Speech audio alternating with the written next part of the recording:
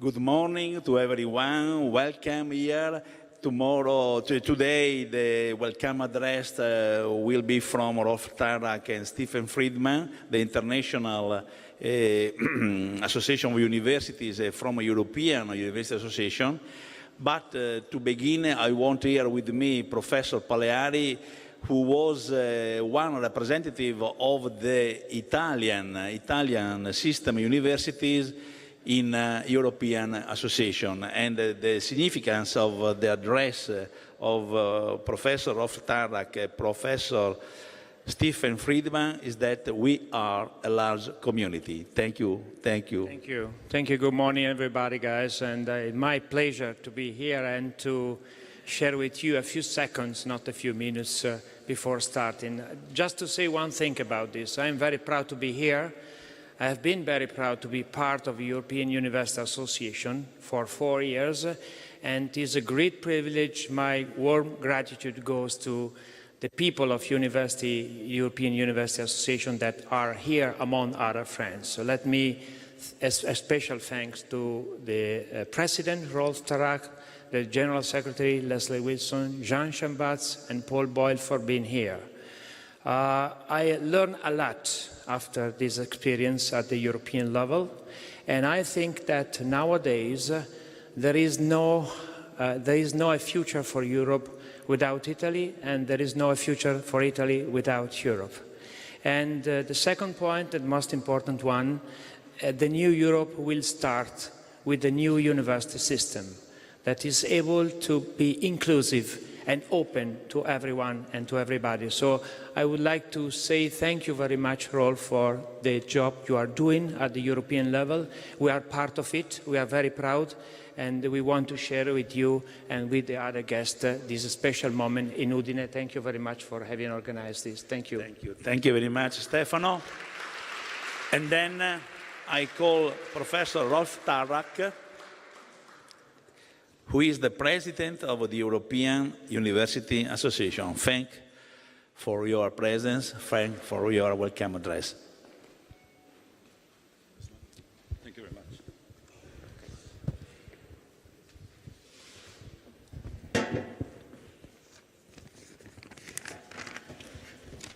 much. Rettore magnifico dell'Università di Udine. Dear Rector of the University of Udine, I'm very proud to be here today in Udine, in your hometown. Ladies and gentlemen, it is my pleasure to be here with you today. It is my pleasure of being in Italy. Italy for me is a very special country, not only, I mean, for all of us, because we come from academia, and that's a place where universities were first developed and started. As you know, also banks and very many other things started in Italy. From that point of view, Italy is very likely the most European country, I would say.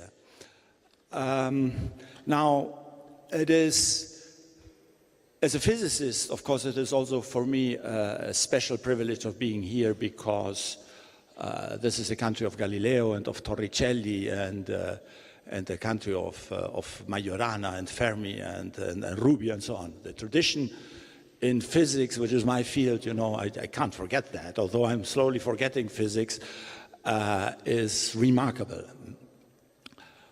At a more personal level, this is a country where people have a natural elegance and a sublime comedy. And that I admire also a lot. Now, we heard from the president of Friuli Venezia Giulia yesterday. She mentioned that the University of Trieste and the region, in fact, are bidding for hosting the Euroscience Open Forum 2020. And we had yesterday the interviews of the two cities which are left for hosting it. Now, I could not be there because I was here, and that is the fault of Stefano. Stefano Paleari, you know, I mean, he 1 year ago, I don't know when, told me, you write down in your agenda that you have to be in Udine these 2 days. So I wrote it down, and when they told me that I had to be in Strasbourg or Brussels, I think we did it, or they did it to perform the interviews. I said, no. Stefano told me I have to be in Udine, and I'm in Udine.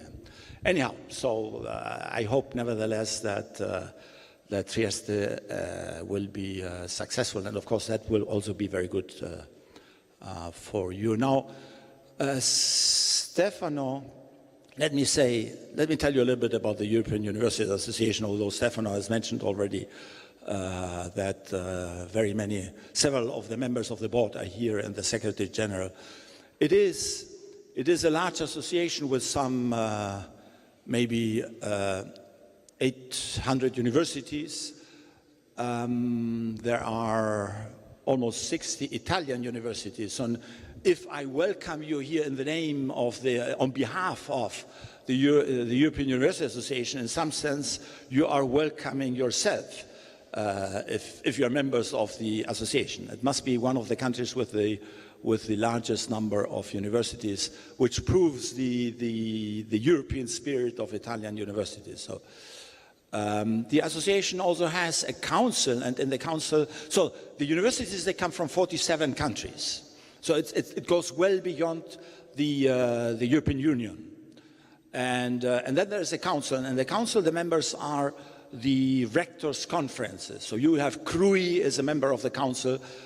These are coming from 33 or 34 countries. Now this dual structure has to do with the origins of the association, because the association is a merger of two previous associations. One of them had the C in Brussels and the other one in Geneva, and that is also why we still have meetings in Brussels and in Geneva. The association provides all kinds of services to the members. There is a research policy group. There are structures working with doctoral education. There is a report which is published regularly about autonomy, the autonomy scorecard. The last one was just published recently, and so on. I mean, so we offer all kinds of services to specific universities. We help them to compare, to learn from others, and of course we produce lots of information. There's a series which is called Trends, which is very popular. That tells you a little bit what are the trends in the European university system, and we meet with the council 3 times a year, and of course it is extremely interesting for the members of the council to hear from other countries, what are their problems and what are their solutions. And I'm pretty sure we can do more. But that's what we are doing right now. Now, with this, I would like to say just a few words for finishing about the subject here, education for all. I'm not sure whether one question which always comes up to me, referring to this subject, whether that has been discussed, but let me mention it to it. I mean, it is clear to us that education for all is a way of making sure that the future for the young people is a bright one, that they are prepared to deal with complex situations in 20 years' time. We don't have doubts about that. Now, the question is, of course, it has to be a good education, the right education, which is, of course, difficult because nobody knows how the world will be in 20 years from now. We just don't have a clue about that. Now, the question to me is, why then are we not good in convincing politicians who have the power to decide that really is something where they should put more resources and more force and pressure into it? Why is it that the the citizens and the politicians and all those who decide why they say yes, education for all is important, but when it comes to the priorities, when you see the priorities of new governments, very seldom that is really a priority. Sometimes there are exceptions. I remember Portugal was a country where at some point they put the reform of the higher education system as a top priority, and they did it. But these are exceptions. I mean, usually there's lots of lip service, it's said, yeah, this is of course very important and so on. So there the question is, why are we not good in convincing them? And maybe that is because we are not good enough in understanding their points of view. Maybe we should listen a little bit more to what they say. Of course, they have to deal with very many other things. I mean, they have lots of priorities. They have to build highways. They have to take care of, I don't know, of Alitalia. They have to take care of something. So for them, it might be politically difficult, but nevertheless, maybe we should listen a little bit more or understand a little bit more their way of reasoning, and then maybe we will know how to convince them.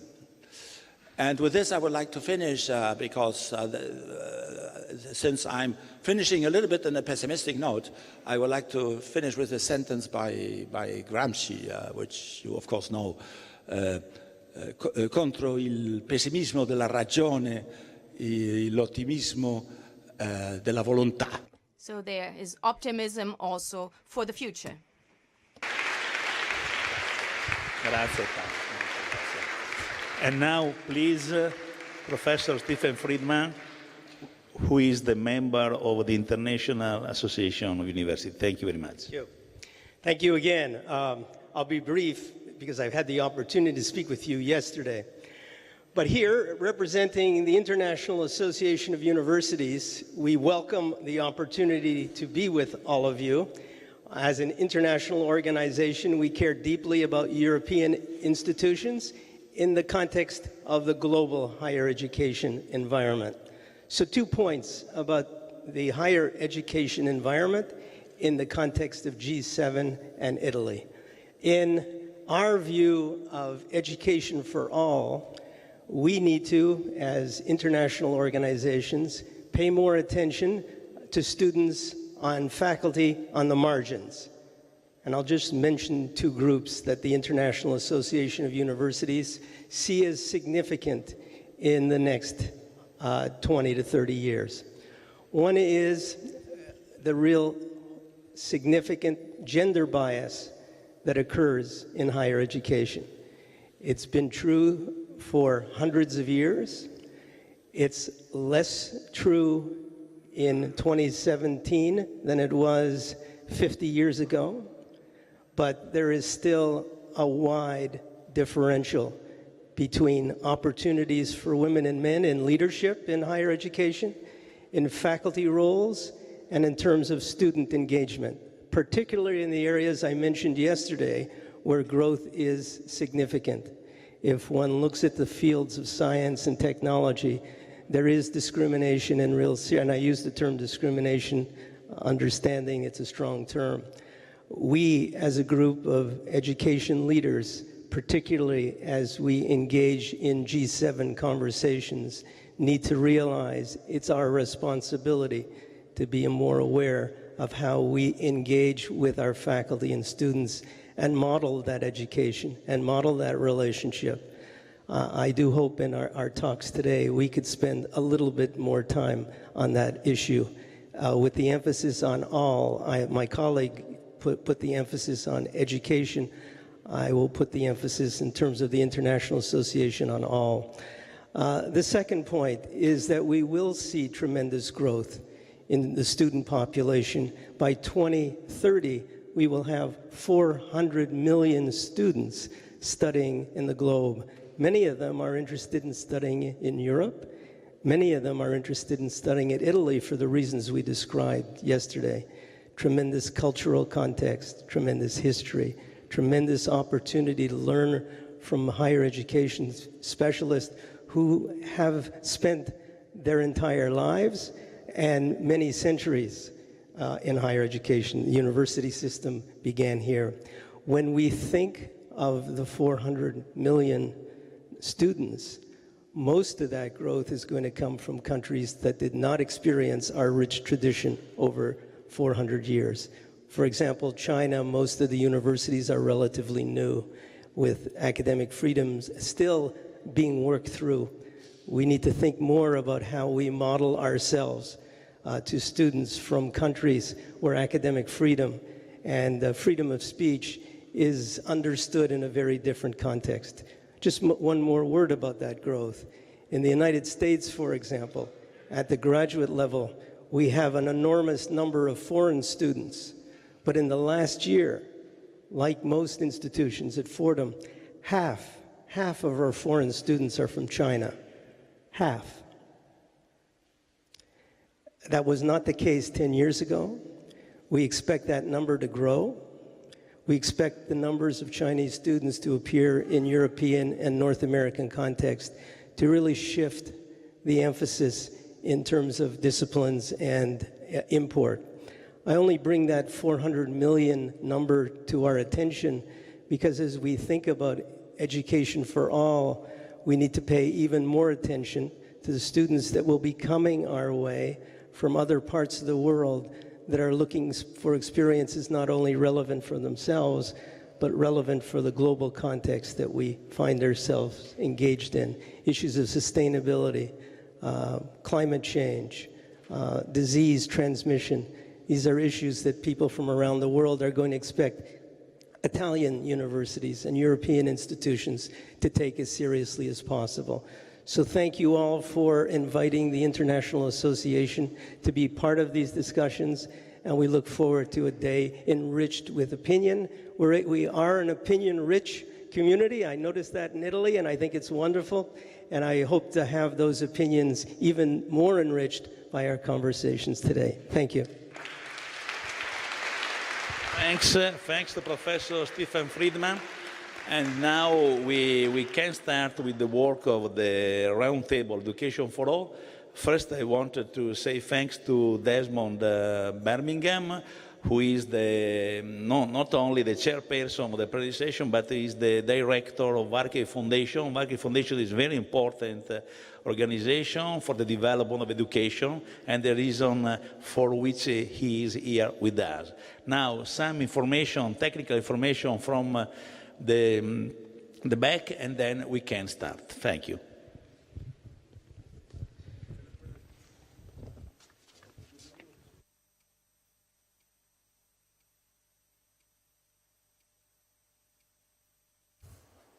Ladies and gentlemen, may we have your attention?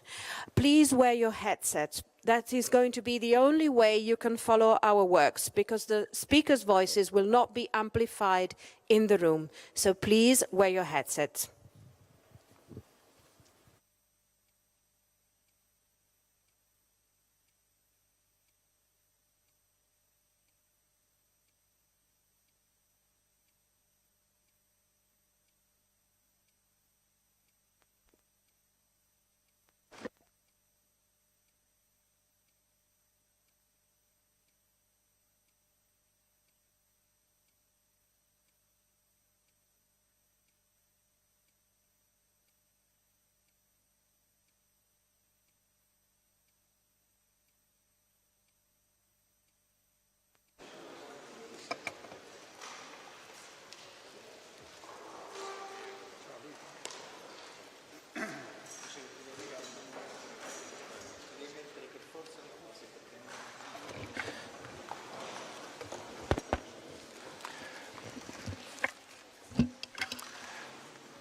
Good morning, everybody.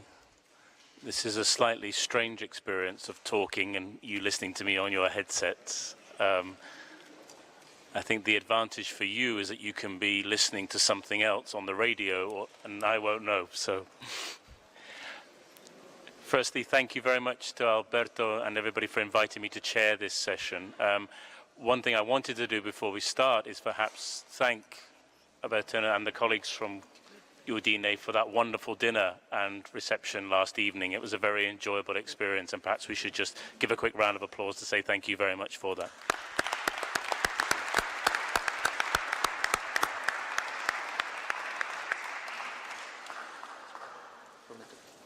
As Alberto explained, my name is Desmond Birmingham. I'm the director of an organization called the Varkey Foundation. I feel slightly intimidated because I'm probably one of the only people in the room who's not linked to a university, so please bear with me on that. The Varkey Foundation is a foundation with a very simple mission. Our mission is that every child and every young person should have a great teacher, irrespective of where that child lives or the economic or social background of that child. To achieve that mission, the Varkey Foundation does a number of things. The thing I would say we're most famous for is we award every year a prize to the world's best teacher, a prize of $1 million to the world's best teacher. Some people refer to it as the Nobel Prize for Teaching. There have been several nominations over the many years from Italy and from many countries in Europe, and we hope we'll see a winner from Italy one day. For me, what's exciting about that prize is it isn't just about the winner. It's about the message it sends to the whole world about the importance of teachers and teaching, and that teachers matter. Last year, we had the great honor to have His Holiness the Pope announce the winner of the prize in 2016. There's a woman called Hanan Al-Roub, who is a Syrian teacher who works with refugees from Syria and Lebanon as an inspirational woman. This year in March in Dubai, and several people in this room were present at our meeting, we had the challenge of having had His Holiness the Pope announce the prize. Where do we go after that?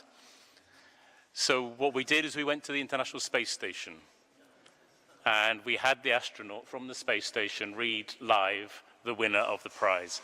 And it's a lovely clip on YouTube if you'd like to go there and see that. It's an inspirational moment. And he said something that I will remember forever. He said, from hundreds of miles up, I look down on the Earth, and it seems to me like a small blue light in the distance. And he said, it's very clear to me that this is one world, and it's a fragile world.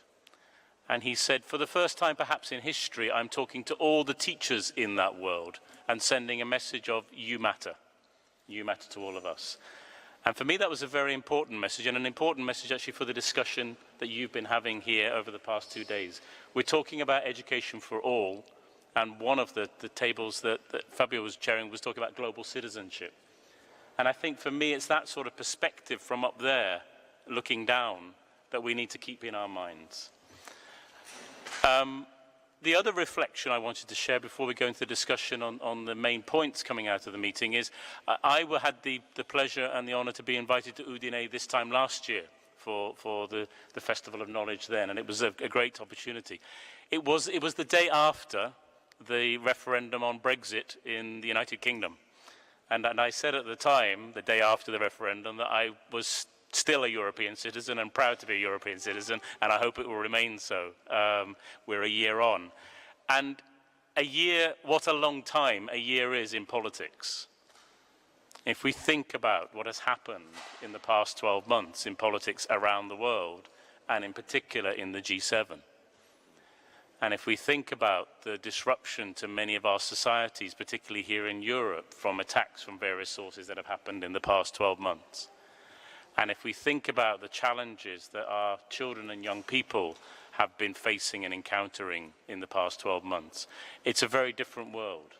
And I think that's something in our discussions on the messages from this meeting to the G7, we should perhaps bear in mind that 1 year, in a politician's mind, is a very short space of time. And in contrast, as we've been hearing in the discussions the past 2 days, the histories of universities of hundreds of years, and particularly here in Italy, go back beyond the lifetime of nation states as a concept. And that universities have that perspective of the long term, have that vision of knowledge and wisdom and insight that politicians really need to hear and really need to be given the space and the time to reflect on, and sadly rarely do. So I would encourage us in our discussions to have that in our mind, that long-term perspective that this meeting is bringing to the discussion and debates of the G7 politicians.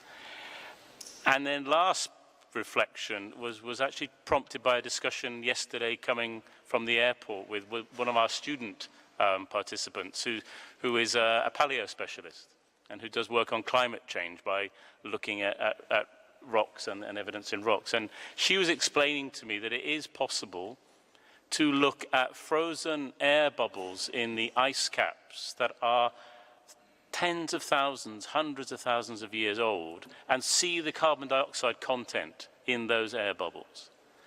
And that gives us a really long-term perspective on what's happening in our world and our planet, and in particular the impact of human activity impacting on climate change. Now that's a very long-term perspective, and it's something, again, that perhaps politicians need to be reminded that our activities here today are having an impact, and actually human activity over the past 200 years has had an impact, as far as evidence can show, on those massive hundreds of thousands of years climate change cycles. These, for me, are some of the big issues, and I know they came up in several of our discussions over the past few days. I would encourage us in this round table to have those in our mind and be thinking of the messages that this meeting wants to send to the G7 debates, both this year and also into next year. And we could perhaps be thinking also of messages not just for the G7, but for the bigger group of the G20, which, as many of you will know, will be chaired by Argentina later this year. And Argentina has announced it wants to make education one of the key elements of its G20 presidency. So that's by way of introductory remarks. The way that we propose to handle these two-hour discussions is start with an introduction of the main points coming out of the roundtable discussions yesterday, and I think you will have in front of you the draft of the manifesto and some key points from that. And I'll ask Professor Fabio to introduce that to us, and we can take the discussion from there. Fabio, thank you. Thank you very much. Thank you very much. You there? All right. Thank you very much, Desmond, for this very inspirational words of introduction.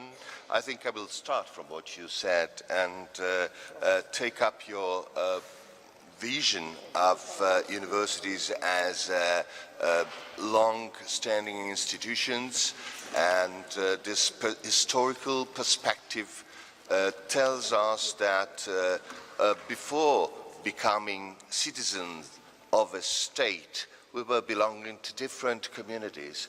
And I think that this must be kept in mind, because the first challenge we meet when we speak of global citizenship is precisely whether this citizenship conflicts with any other citizenship we are entitled to. And this was discussed in the meeting yesterday and the working group yesterday, and we thought that we should stress in our conclusions that the global citizenship is not conflicting, is not in contradiction with the other citizenship that we have at a local level, at national level, at continental level. They must be linked together by values that are well known in universities. Universities were born as democratic institutions. They were committed to inclusion. Think of a very old establishment that were encouraging young people without economic resources to study. They were committed to democracy, as I said, to inclusion, to the respect of merit. And one thing that came up yesterday was that the universities were the places where the scientific method was produced, and we believe that scientific method has been a very important contribution to the history of mankind, and has been a very important trigger of developments and changes that have helped the entire mankind. So no contradiction between being citizens of the globe, global citizen, and other citizenships, and the experience of university helps in realizing that, and the values that inspire universities will foster the different multiple identities that citizens have. A second point that was shared in the group, in fact, it didn't come up.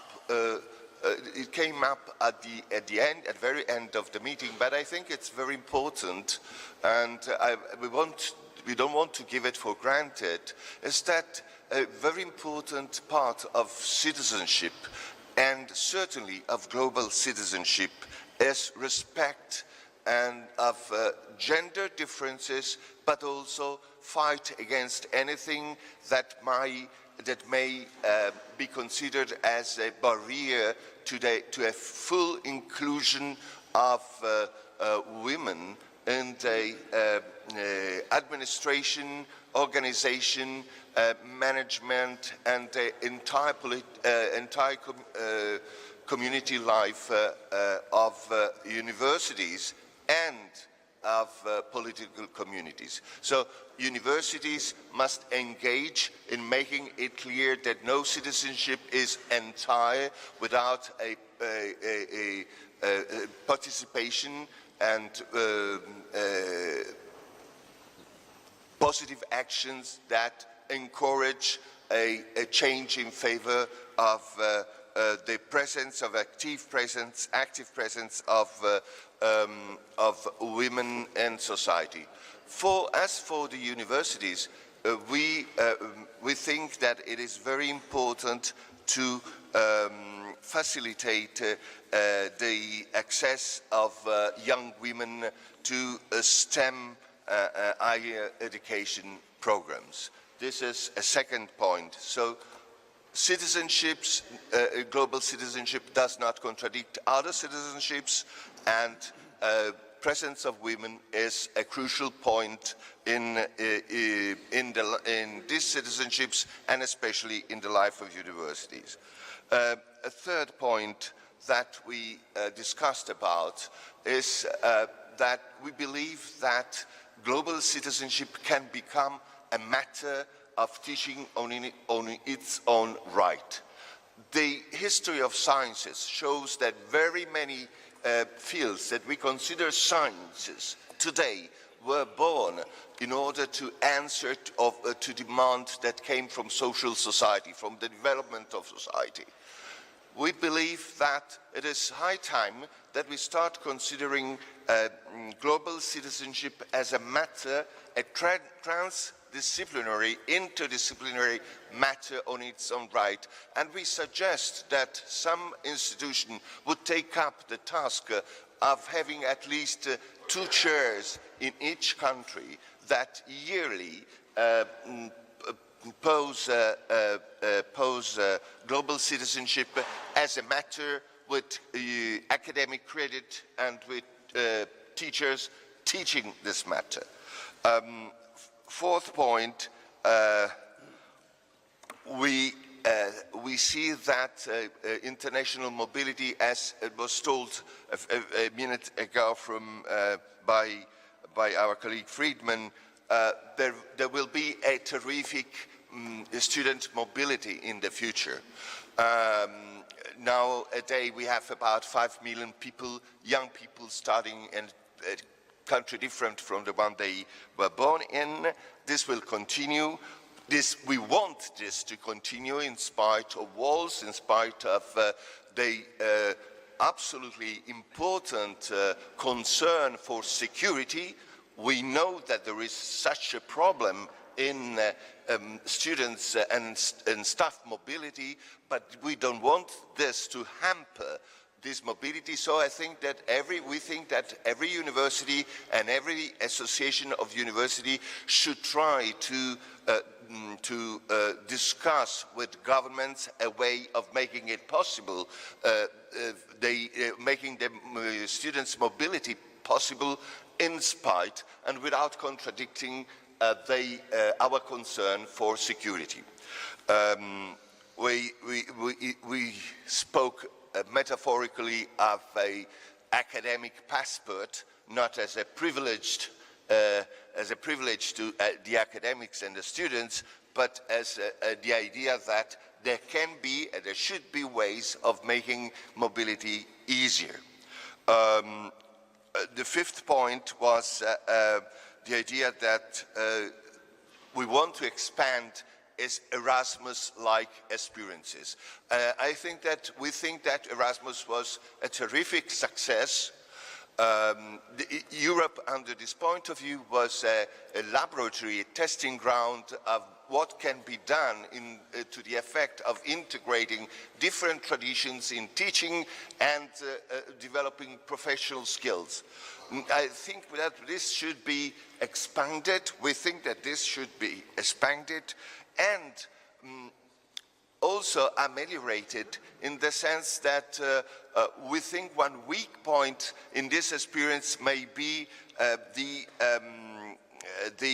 residence of students that come from abroad. Sometimes they stick to one another in the same way that nationalities in ancient universities did, nationes, and we think that building up residences where students may experience a real community, a real international community, not only in the classes, but also in the daily life, could be an important contribution to this. And we would like the European Union to try to support such expansion in quantity and quality of the Erasmus-like experience. The last point is on agreement on qualification frameworks. There is no global citizenship if I'm not able to go to enter a country and know that there I'm recognized as a person with my full educational experience and my professional skills.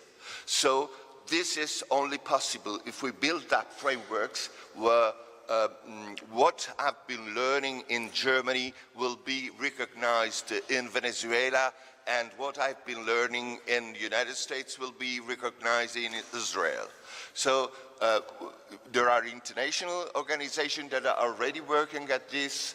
I think of UNESCO, for instance, but we don't want only a top-down concern for this matter. We want also universities to dialogue in order to foster this process. So this, I should say that these 6 points were coming out from the discussion. Some of conclusions are very practical. I think that we all shared in the group the feeling that in a moment in which politics seem not to be able to detect and single out avenues, safe avenues to the future, the academic community has a responsibility to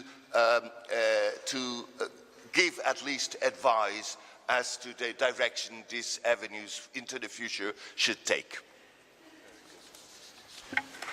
Thank you very much, Fabio.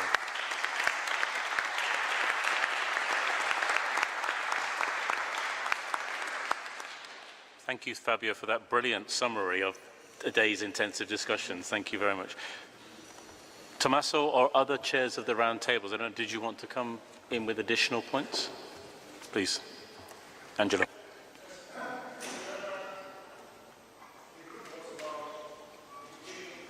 Sustainable development, you can hear me, yes. And it was a very lively discussion, and many initiatives were presented because we asked for presentation of initiatives in Italy dealing with education for sustainable development. I think that these presentations were in line with the greater and greater interest of Italian and European academics with education for sustainable development. And there's a strong awareness that universities can do a lot in order to build more resilient, more sustainable societies, to change lifestyles, to contrast poverty, to contrast unhealthy behavior in order to promote employment and also to deal with major societal challenges. It is a great responsibility for the educational world, that is for sure. And also there are some issues that we need to take into consideration, some problems also, like for instance, sometimes these issues are left to the responsibility of a single individuals. There are initiatives by only a few. Sometimes there are problems in terms of preparation of teachers, because we need also to have teachers well prepared in order to deal with these issues. Methods sometimes are not participatory enough. We need to involve more. Also, the issue of students' fees was raised, because in order to have education for all, we need also to have the possibility for everybody to participate to university preparation, education. And also, as it was said before by Friedman, also the issue that we shouldn't focus on 1 billion people of G7 countries, but we need to take into consideration there are 6 more billion people which are in a different situation, and we need to really care about solutions dealing with these issues. The table was also driven by a position paper that was prepared before, which shows, for instance, that there are many initiatives in the field of education and education for sustainable development which are focused on energy, renewables, and architecture and urban issues, but not many on issues related to the social perspective. So these are some criticalities which were presented. But which are the points that we put forward, which are the recommendations? I would say there were 5 major points, and I will give a short description of them. First of all, we recommend to adopt a so-called whole institution perspective, whole institution approach, which means that governing bodies, faculty, staff, students, at all levels should be involved. We shouldn't keep this issue at single individual initiatives. This is something that is completely wrong. And we need to have a very wide approach. For instance, yesterday it was said that in some universities, sustainable development was included in the statutes, the promotion of sustainable development, or it was included in the strategic plan. So this kind of approach can be useful. So an institutional approach, whole institutional perspective. The second proposal is to improve transdisciplinary collaborations. Sustainable development means to take care about social, environmental, and economic issues together. So we need to have a transdisciplinary collaboration.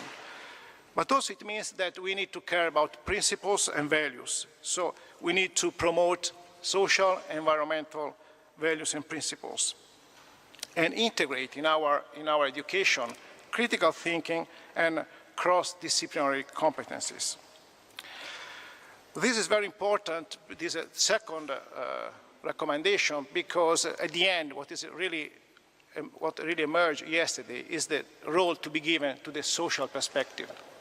I mean, I was at the T20 preparing the G20 in Berlin a few weeks ago, and the key word really was social. I was really impressed by that. Nowadays, there is a very strong interest toward the social dimension. And the social dimension means certainly that we need to care about inclusion, we need to care about diversity, equity, but also, as our friend Tarak yesterday said very well, we need to consider that technologies are available, but the social implications of the use of technology is really something we need to work on. So the second point is the issue of social, which is the third recommendation is to align career incentives and funding schemes with the implementation of Agenda 2030. So everybody is concerned about Agenda 2030, should be concerned with this promotion. But then if we look at the career schemes or funding schemes, we don't find the alignment. So if we want that our best professors, our best brains work on these issues internally and at the level of the university system, we need schemes, we need incentive systems where you are promoted, you are rewarded if you are engaged in the communities, in the promotion of a sustainable development. If you are promoted only because you publish on high quality journals, probably our best brains will not be involved in that. And if we look at the funding schemes, now we have a very important opportunity, which is the so-called FP9, Framework Program 9, after Horizon 2020. And we were said by the Commission that there will be even more money than before, we hope.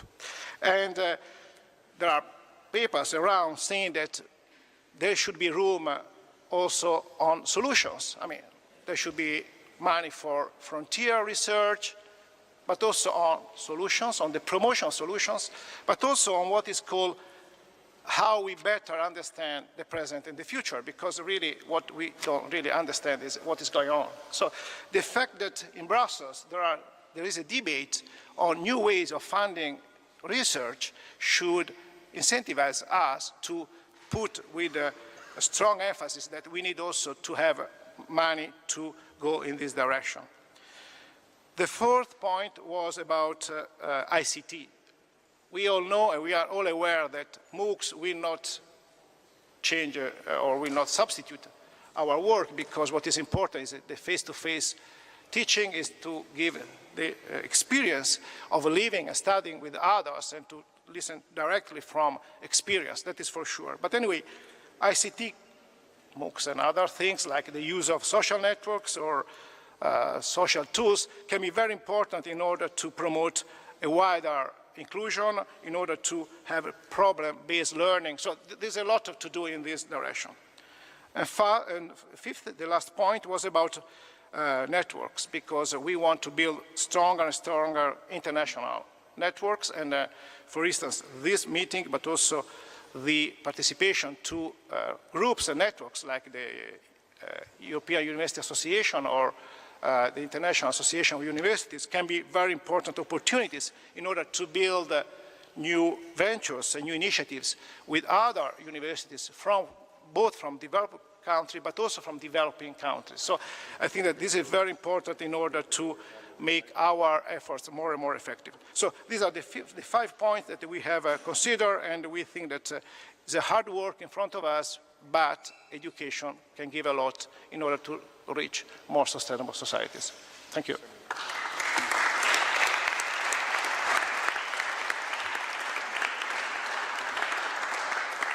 Thank you, Angelo, once again for summarizing. I know it was a very complex and intensive discussion yesterday. Thank you for that. I mean, 2 points I would underline as chair that strike me from what you've just said. And one is the point about focusing not just on the billion in the G7, but the wider population of the world. And of course, as I was saying earlier, that link to the G20 discussions is a crucial part of that, because you have those big population countries in that group.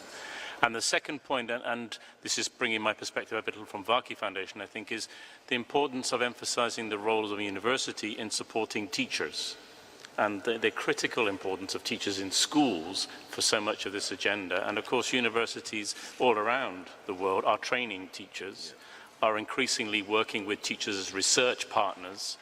And the evidence that we're seeing from our programs is very clear that unless teachers in school classrooms become lifelong learners and researchers and thinkers themselves, they are not going to be able to teach the children in the next generation the knowledge they need, because it will quickly become out of date. So I would encourage in our manifesto out of this meeting, we make that point very strongly to the G7 about universities' contribution to teachers and teacher training. I don't know if, Thomasin, you want to add from your group? Thank you. So thank you very much.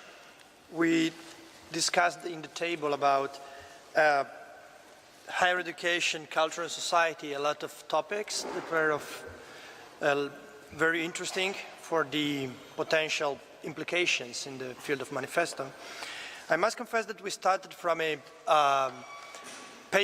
position paper in which we took a particular position on this wide topic. And the particular position is that we make a couple of big statements. The first one is that education, higher education, is crucial for promoting democratic values. And so we try to show evidence that there is a link between the level of higher education and the participation to democratic life. And the second is that higher education can be a tool for improving social mobility. So with a particular perspective on the role of higher education in this.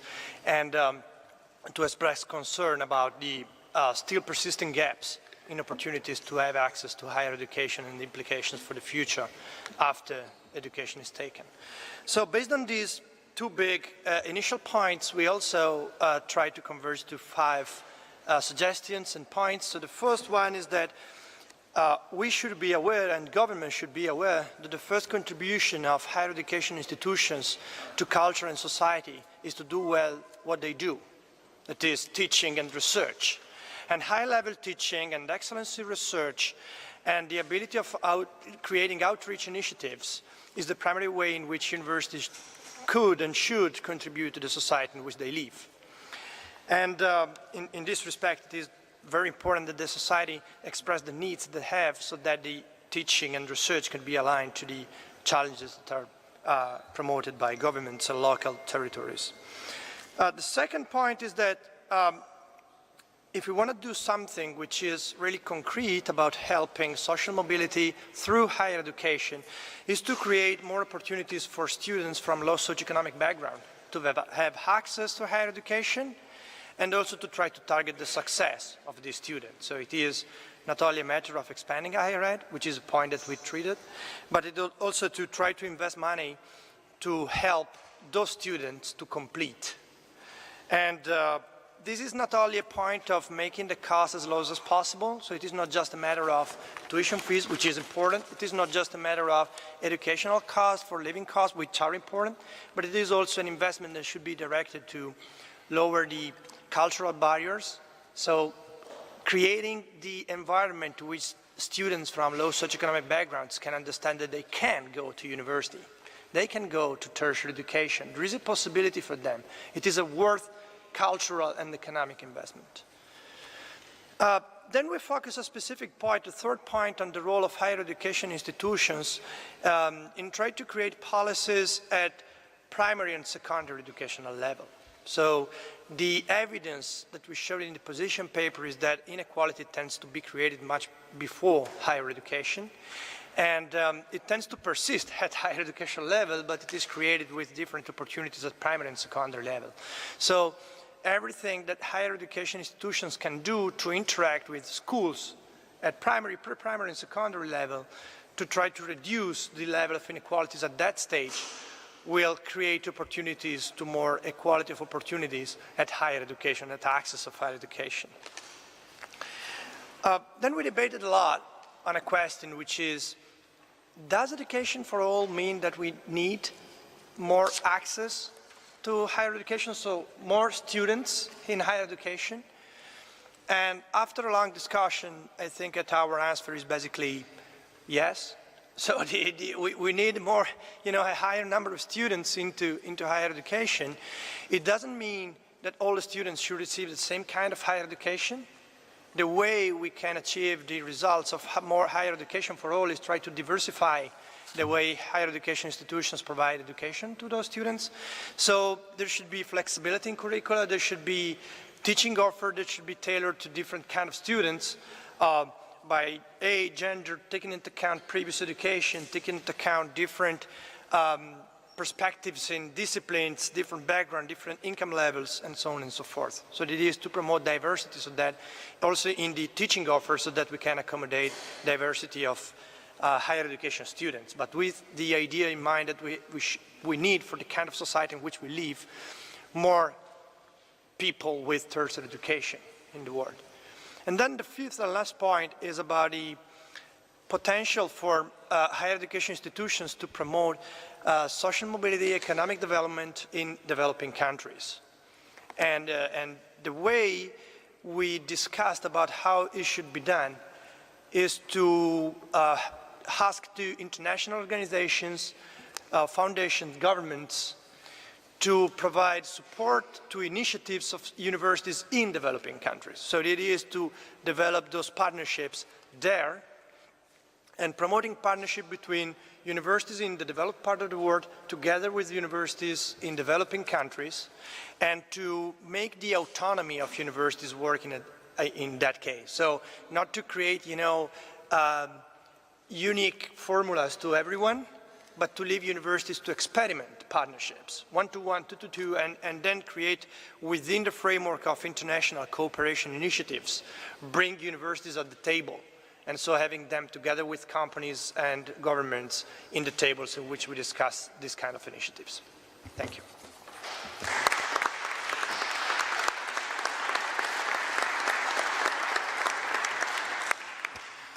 Thank you once again, Tommaso, for that summary. I mean, if I may, just to open a discussion a little bit with you, one topic that may have been discussed, but I didn't see it in the paper, which is very much on the agenda of the G7 at the moment, is the growth of extremism in many of the G7 countries, and particularly the risk that poses to security. In the UK, I don't know about other G7 countries, universities are actually being asked to, in what I personally feel is a slightly George Orwell type scenario of reporting students at risk of extremism or being radicalized. I attended a very interesting discussion at Oxford University where the professors there were very strong in saying this is not what universities should be doing. What universities should be doing is having a debate about exactly these topics. And actually, Dr. Tariq Ramadan was saying, let the so-called Islamic extremists come and let me have a debate with them, and let's have a university platform where we actually thrash those ideas out and take those ideas and expose how false they are. And it struck me that universities have a really important part to play and a long history of providing a platform for debate on really difficult subjects, but not closing them down. Having a debate and challenging them. Is that something that you feel that your group would take on? It's controversial, it's challenging, but I think for a conversation with the G7, it could be very, very interesting. But please. Yes, to be honest, there was a discussion on this point at a certain moment, and it goes in two main directions. The first one is to show evidence, and the position paper tries to do that there is a correlation between the amount of people, the proportion of people who have tertiary education, and the beliefs in democratic values, which is the other side of the coin. So thinking that our voice counts, that a parliament is working a proper way, and so on and so forth. And the corollary to this is that we are aware that more educated people tend to be less extremistic. And there was a discussion on this specific point. We didn't bring this towards which is the practical implication. Well, one practical implication, of course, is enlarging the proportion of students getting this kind of education is helpful in this direction. But then the other point we discussed about this is the big role that universities can have, higher education institutions can have about that kind of activities, like ranging from fact-checking towards, discussing very complex topics in an open way, in a tolerant way. So this is something that maybe in the final version of the manifesto we can try to make more clear. Yes, the role of universities in challenging alternative facts. Stefano, please.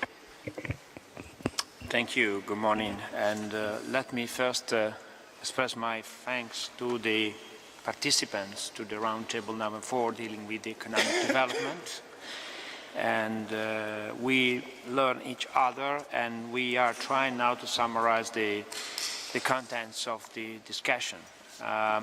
First of all, we ask to ourselves, what does economic development mean?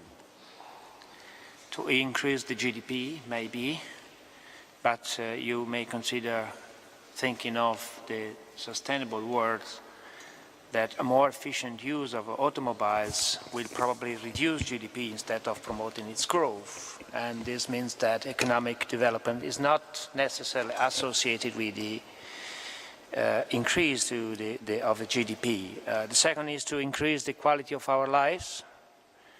The third is to be well prepared, well equipped for getting a job in the future, and or to be well aware of the nowadays fights. So there are many possibilities to define the economic development. More in general, in our view, the economic development is about change. One of the frequent used words has been change, is about change, to be prepared for changing world, to be well equipped for be adaptive. And this means that a competitive community, the more competitive communities will be those that will take advantage from a changing world. That is the meanings of the economic development. Having said this, we all believe that both the number and the quality of graduates matter. A large quantity of graduates is, for us, a necessary condition to maintain competitiveness in this regard. However, the quality grants society the ability to deal with a continuously changing environment and offers students that are the ultimate stakeholders of the higher education system a larger set of opportunities. This means another word that we have used during the debate and that's been already mentioned before is about equal opportunities. And how to increase the quality and the number of graduates, because we don't start from an homogeneous situation around the world, both in terms of quantity and in terms of quality. In order to summarize, having in mind that the world is a bit complicated and it is difficult to simplify these things, this complex activity, in order to simplify, in order to achieve this goal, we separated two kinds of interventions, and we call on one side the so-called supply-driven intervention, in example, more funding for other institutions that are autonomy to introduce vocational programs. So this is the so-called supply-driven activity. On the other side, we have a demand-driven action. That means to give more funding to support students directly, in the sense that you don't support the supply side, you support the demand side. And we have seen, looking across Europe and across the international countries belonging to the G7, but not necessarily only these ones, that there are many differences and there are some systems obtaining the same results with a different policy. So we believe that more important to guarantee the quality of the graduate students is to be open and to work in an ecosystem of universities that are maybe they have the same name, but must be strongly differentiated inside the countries and across the countries. What is important to improve the quality of the graduates, not only the number, is to forecast is about change, is about the possibility to take the risk. Someone talked about to have an entrepreneurial spirit. I want to be more general in that sense, and I like going back to the history and the meanings of the term entrepreneurs, that is, who is able to take the final risk. And so we are not able to perfectly forecast the future and forecast the need of the future society. What we can do as institutions is to prepare people to take in the risk and to satisfy the changing needs. So on one side there is a number, the quantity issue, on the other side there is a quality issue. More in general, in terms of policies, we think that we must consider the specific circumstances in each country. So global competitiveness is not a process toward an homogeneous world. It is a process where there is an open-minded approach on one side, but the awareness that you are moving in your own cultural traditions, legal frameworks, and starting conditions. So this is important to put together on one side the country specificities, what economists name country specificities, and looking at the broader level in that sense. So this is why some interventions said about that the fact that each country needs to look for its own equilibrium, both in terms of quantity and in terms of quality. At the end of this open discussion, we asked ourselves which kind of actions can we take in place in order to foster this process, taking into account of these all considerations. And it came to our minds, and I would like to express a special thanks for this, the words coming from the representative of our students around the table that said the students should have at the end a stake. And the word should have a stake means, in my view, that the student should be central for this new beginning. And so the action we propose to be taken is to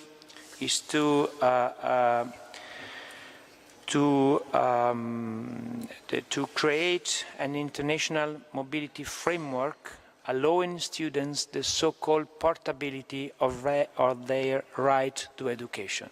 On one side, we have the word right, that is dealing with the same opportunities. On the other hand, we have the possibility to create a sort of portability. We are talking about portability of the mobile number of our headphone, but we don't talk about the portability of the right to education. So we could create at the European level a sort of laboratory in this regard and then extend what we have done at the European level across the world. It's a long process, but is a great hope for the future of our students and for the future of our community. Thank you.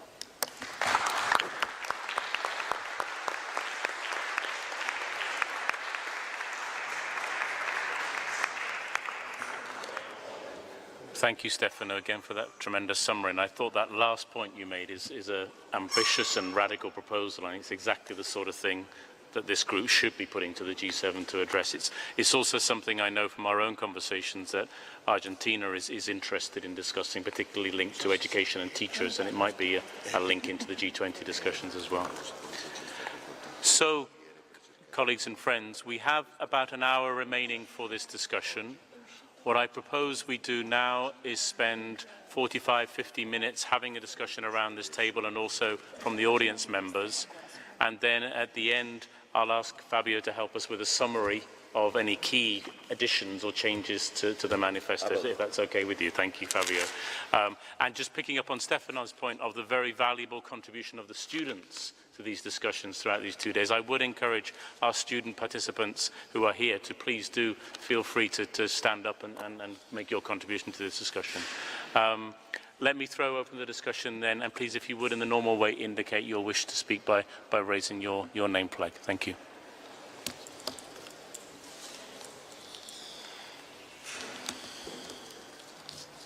And please introduce yourself when you speak. Thank you.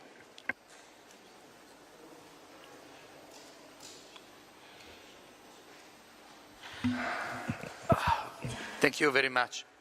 Okay. Giuseppe Novelli, Vice President of the Conference of Italian Rectors. The discussion is very important, fruitful. Education for all. Who are all?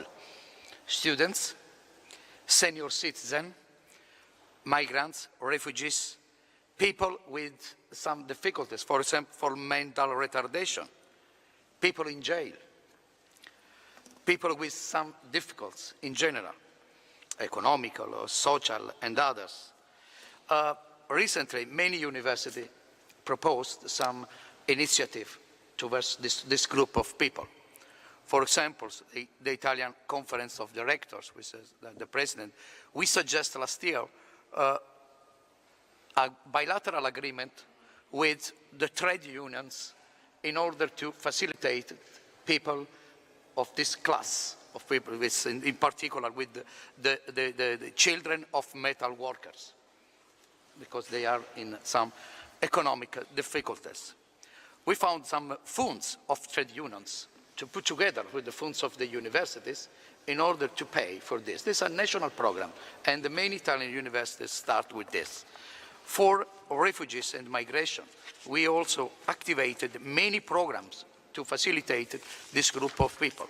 In particular, we organized professional courses for carrier people or for livestock workers. This was very appreciated in this respect. Therefore, we think that recently many American universities suggest to start with new program for to incentivize program or master degree for over 60 people. I would like to know what is your ideas about this. Thank you. I think it's a very interesting topic. I mean, are you suggesting, Giuseppe, that maybe there's some language in the manifesto which broadens the definition of all, and in particular focuses on the most marginalized, hardest to reach and excluded groups? And I love that example of working with particular groups such as unions or other interest groups. And we obviously wouldn't want to go into the manifesto in the detail, but maybe just flagging that as another way of bringing new resources to the table. I'm sure you will know, as I do, what the reaction of every minister will be when universities ask for more money. They will say, well, they will. But if you're also proposing, but here's other sources of money, it isn't just about government. Okay, please.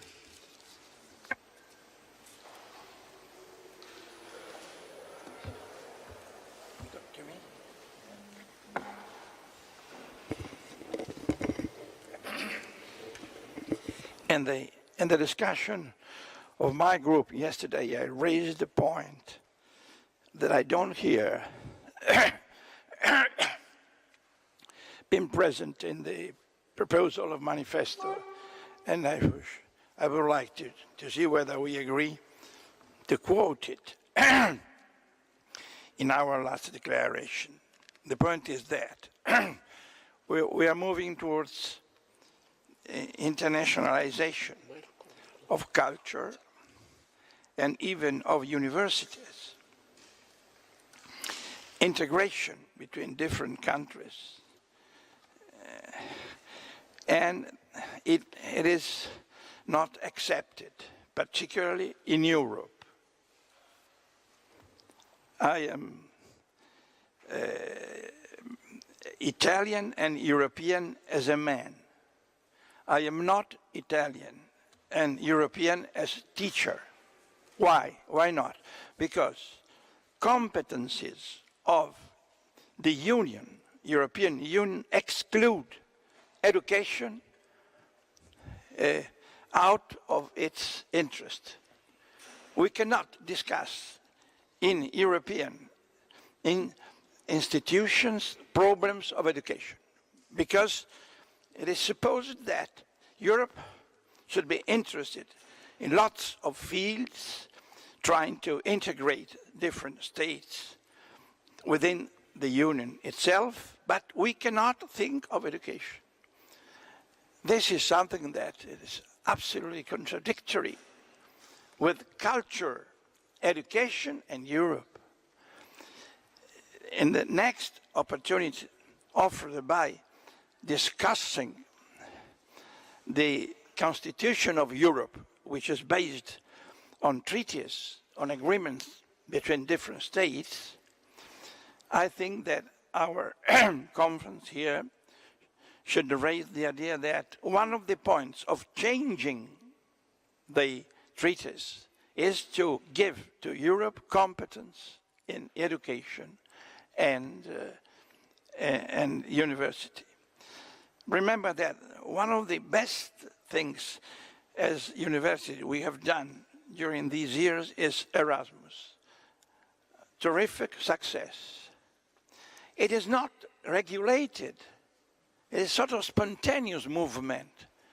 A pupil goes to another state, to another universities, gets some results, and is absolutely out of any kind of intervention of a proper institution that they could, how to say, give some norms about it. And any other kind of process and promotion for education between states and the union is not possible. We should raise this point and ask, and it's very authoritative that a great club of cultured people puts this point to politics and to an institution and to the treaties in this case, raising something that now cannot go on the same way. Thank you very much. Thank you, Signor.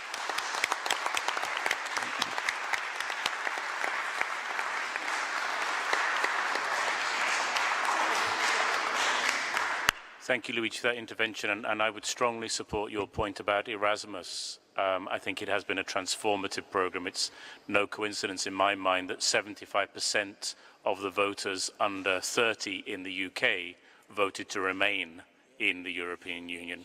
They are the Erasmus generation in my mind. I think, Fabio, you wanted to respond to the particular point. Yes. Professor Berlinguer made this point yesterday in the group. This was well received, and we want to stress in the manifesto that, well, I quote, university will support the expansion of Erasmus-like mobility experience of students and faculty. And in the shorter version of the manifesto, we will put them together. The fifth point, one of the 5 points we make, is the following. University should support the expansion of Erasmus-like mobility experience of students and faculty around the globe. In particular, the EU should take the lead and establish a Directorate General for Higher Education. This is how we put your... did you get me? Yes. Yes. So, EU should take the lead and establish a Directorate General for Higher Education. This is the way we thought we could summarize your suggestion.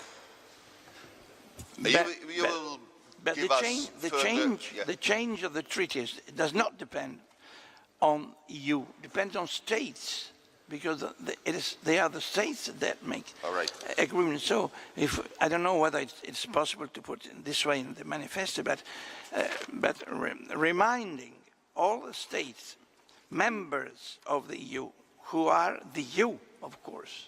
The EU is the summary of different states, and the will comes out of the states, first of all. And during and rediscussing the treaties, they should quote within this discussion and in the result of the discussion of the treaties that you should be called to be even an institution competent in the field of education and research. Thank you very much. Thank you, Professor Berlinguer. Perhaps what we could do is just check the language when we do the final version with you to make sure we've got the nuance exactly right. So. Yes, thank you. I'm Alan Wilderman, the president of the University of Windsor in Canada.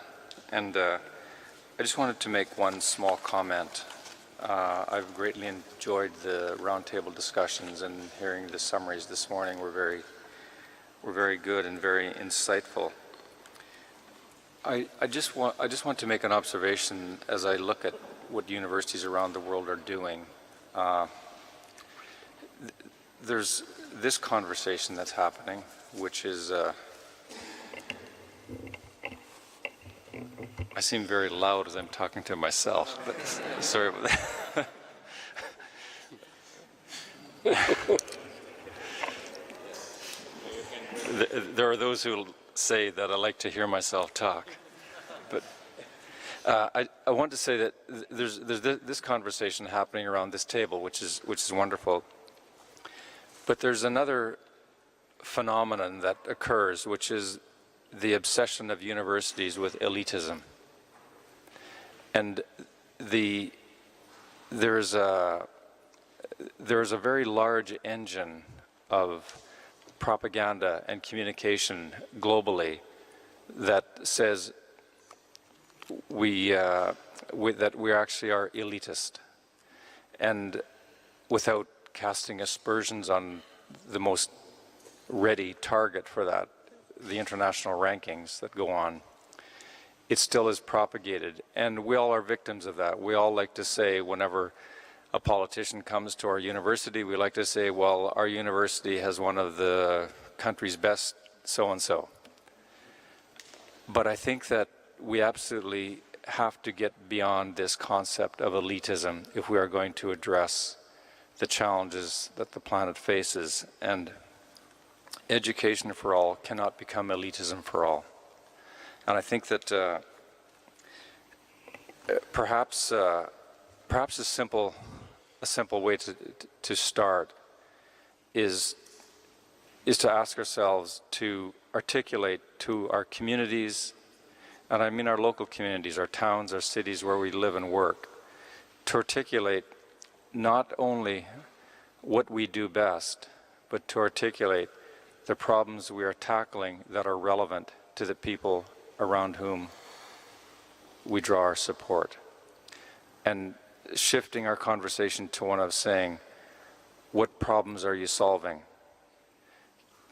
is a way in which everyone can contribute, because that way a university that is in a very wealthy and resource-rich country like mine has no greater claim on the national or international arena than a university from a country whose challenges are greater, but whose problems for those people living there are solvable and acute.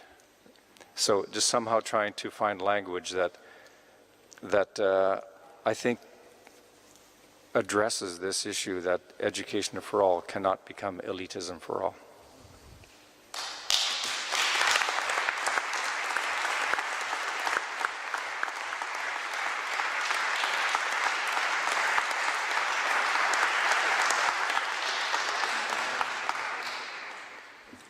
Thank you, Alan. I think, as we can tell from the response to that, it's got a lot of support around the room. I mean, maybe what we're doing is, in that section of the manifesto where we're talking about defining education for all, we have a sentence or a phrase, and I love your phrase of education for all can't become elitism for all.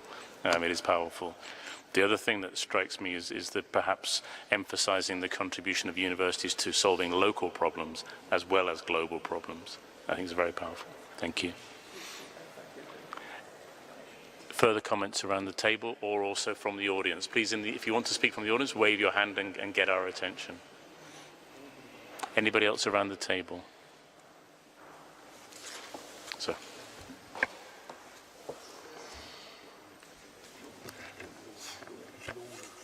I'll be careful with the mic so that I don't speak to myself. Just a short note concerning education for all and to push on the first intervention. I would like to see a mention, because yes, the access to disadvantaged students, so on and so forth. I think among the most disadvantaged group we have now are students with disabilities, and including mental health disabilities.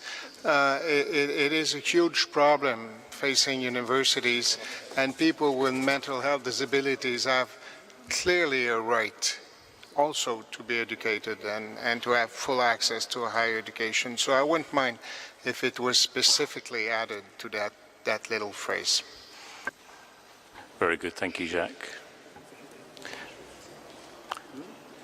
Sir, please introduce yourself. I'm afraid I can't see your flag from here. So it's Paul Boyle, Vice-Chancellor of the University of Leicester and Vice-President of EUA. I welcome the point that was made about elitism. And I think in the discussion we had yesterday, the topic we were focusing on was the debate around how universities have had an influence on democracy and on social mobility and so on. And I think we all agree that universities do play a very profound and important role in that. But I think we also have to be a little bit cautious, and I think you made the point earlier, and I think we do need to reflect on it, that of course education for all does sound rather self-serving. We're a higher education sector, we're bound to suggest that of course more of that is important. So we just have to make sure that the argument is very strong and not just seen to be a self-serving argument. I think we also have to, the point that was made around elitism I think is really important. If I look to my country, we've seen education rise from when I went to university from, I guess it was between 5 and 10% of people attending university to close now to about 50%, or 40-something%. At the same time, according to our arguments in the paper, that means that democracy should have improved, that social mobility should have improved, and so on. And of course, we've just seen, in my personal opinion, a terrible vote that the UK now wants to leave Europe. We've had a Brexit vote. And I think there is a serious issue here that people in universities almost unanimously voted to stay in Europe, in the UK.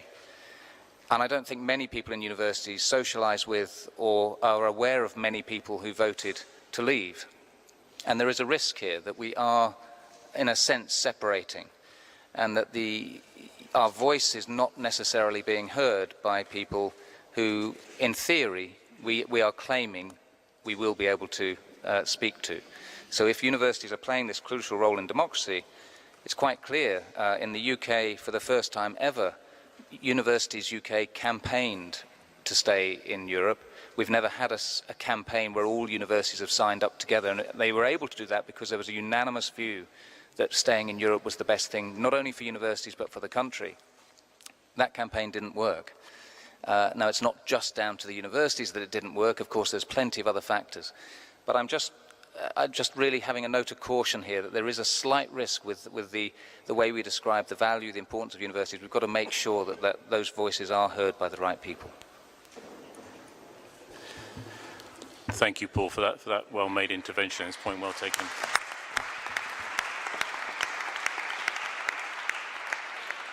I mean, one of the graphs that really struck me in the background papers on the economic case for education is the very strong correlation we can demonstrate between higher levels of education and economic growth. And that might be something that we make in the manifesto. And also the demand for democratic governments that's correlated with higher levels of education. But I think your point is well made, Paul, about the risk of universities talking to themselves and reinforcing the message to ourselves, but there being a different discourse out there. My sense, I mean, taking it beyond the local issue of exiting Europe in Britain, across the G7, there is a high level, a political level of concern about fragmentation. And I think going back to the phrase that Alberto used in the introduction yesterday of the tendency to build walls, not bridges. And I think for most of the G7, that's an area of concern. So maybe positioning universities as helping to build bridges, whatever those bridges are, across countries and within countries, might be a way of going beyond it seeming just universities making the case for funding for universities, but actually saying the university contribution to the bigger debate. Please. Do you have an idea how we could formulate this in the manifesto? I mean, your preoccupation, which is well shared around the table and in the audience, how would you phrase it?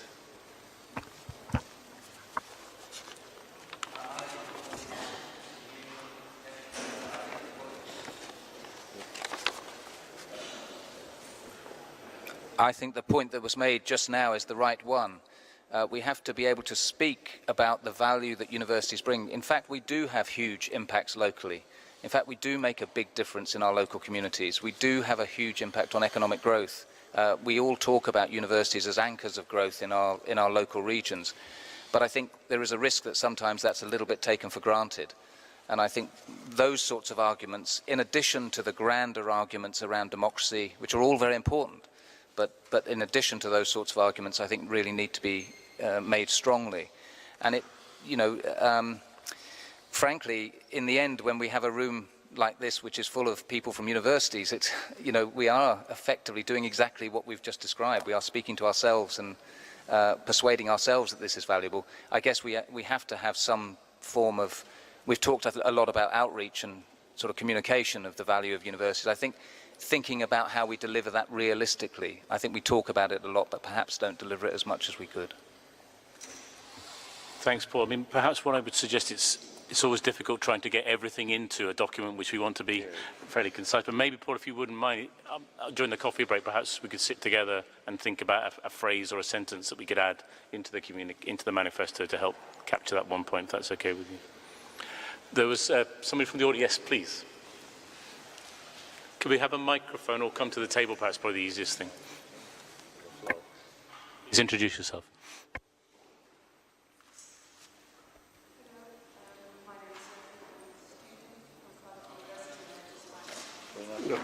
Yeah. Hello. My name is Sophie Nuba. I'm a student from Cardiff University, and I just want to speak because we were invited to speak.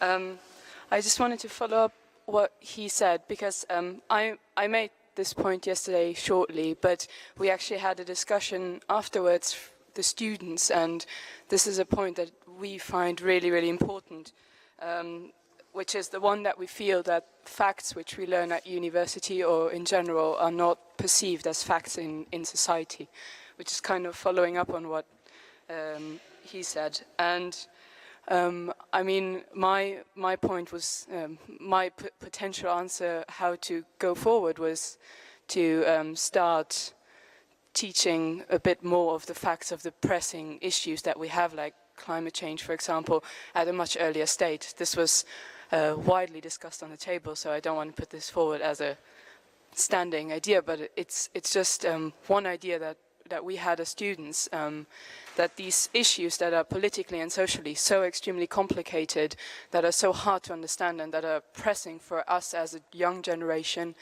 that it is important to grow up on them. So when we are young and we're in primary and secondary education, that we learn about the facts as well as the political and social implications of that.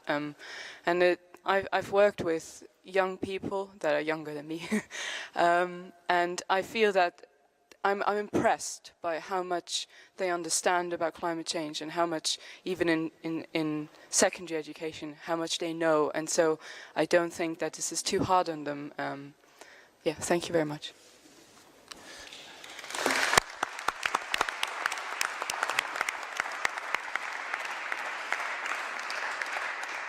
Thanks for that intervention, and I think that point about facts and universities' important contribution to evidence would resonate very well with a lot of the G7. Please. Luigi Fiorentino, Presidenza del Consiglio dei Ministri. The UN estimates a world population of 1.8 billion young people, and 120 million are just 10 years old. This is the largest youth population in the history. These young people represent the future, because the future is theirs. Our job, our mission is to build the right environment for a bright future, providing people with better tools and a better education to build a better tomorrow. Global literacy is a broadest sense, has 4 key focuses. The first is education for all. Education as the tool that safeguards equality and provides a level playing field for personal fulfillment and progress, irrespective of origin or social and economic status. Under the Italian Constitution, education at all levels is a human right, irrespective of financial circumstances, and we will not rest until we have achieved this mission in full. Education is a right and a civic duty. Citizens require the right tools to play an active part in society for genuine participation in democratic life and for freedom. The second focus is the challenge of unemployment. The recent global economic and social crisis has highlighted the radical digital transformation of our lives and our societies. And education is rightly seen as the tool to fight unemployment, providing the new skills necessary to cope with the digital future. Although innovation in higher education must be matched by high standards in basic education, ensuring skills at all levels will still be relevant to the job market. Thirdly, education for all means innovation and social progress. Universities ensure knowledge is freely and openly available and encourage the best minds to devote themselves to challenging research projects by rewarding merit and excellence. Lastly, investment in culture is an investment in security and peace. Education and culture break down barriers and build bridges. After the tragic Bataclan terrorist attack, the Italian government decided to match every single euro invested in security with a euro invested in culture. The 18 Up project gives young Italians 500 euro to spend on culture on their 80th birthdays, a symbolic gesture, yet a concrete one. Education for all is a challenge only to be achieved through a concerted effort by all. It is a shared responsibility because culture and knowledge in our open, interconnected society cannot face barriers. United efforts like today's event are key milestones in shaping a true education for all and a solid future. Thank you.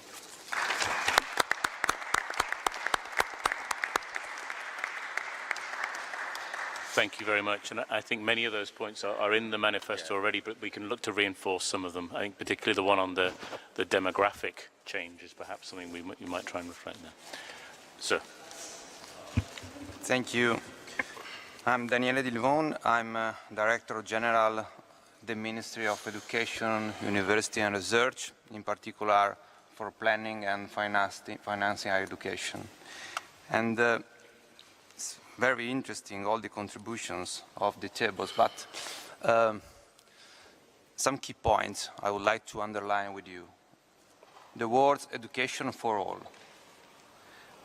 In my mind, education for all means primarily opportunities for all.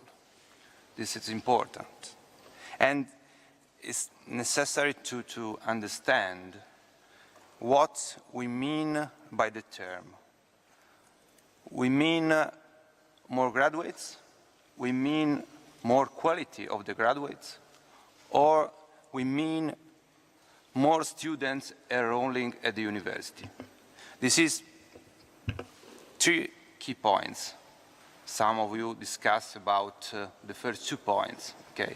And at the same time, I mean that the university system can improve a lot, not in all the 3 points, can increase a lot the quality of graduates, can work a lot to help the students to graduate, but cannot all that we need to increase the number of the students enrolling at the university. This is a different problem. For the first aspect, I think that many actions are already done at the universities. Orientation, mobility, probably more equity to allocation of the funds. At the same time, more attention to the student of the learning outcomes, for example. Okay. And I think that the high rate of students enrolling at the university and not graduating can reduce by the universities too. Okay. But the other problem, the increase of the number of the students that enroll at the university needs more policies, not only at the university level. This is a main point. Okay. It is a priority to address and try to solve other problems. For example, poverty, migration, for example, job opportunities. Okay.